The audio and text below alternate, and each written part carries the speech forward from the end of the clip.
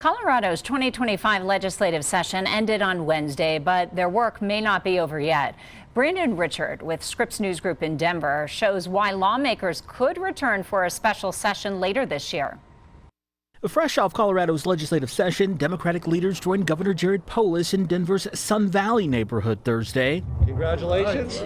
The governor signed a bill to reduce regulatory barriers to factory-built structures like modular housing. This bill will help lean in towards innovation as one of the ways we can build more housing quicker. The governor and Democratic lawmakers say it's one example of work they did this session to make things more affordable for Coloradans.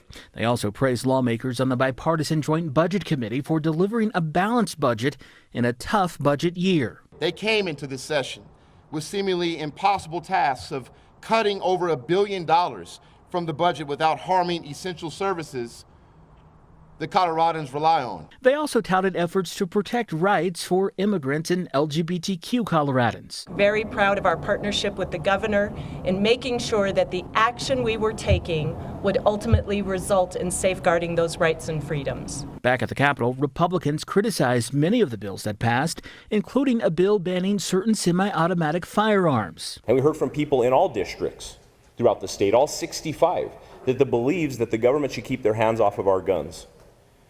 And we're going to continue to fight for those rights. But lawmakers may have more work to do. The governor says he may have to call a special session by the end of the year if Congress cuts Medicaid. But almost certainly, if some of these big cuts to Medicaid go through, potentially cuts or matches required for SNAP, we would likely need to reconvene, depending on what Congress does. Colorado leaders say they'll be watching very closely. Brandon Richard, Scripps News Group.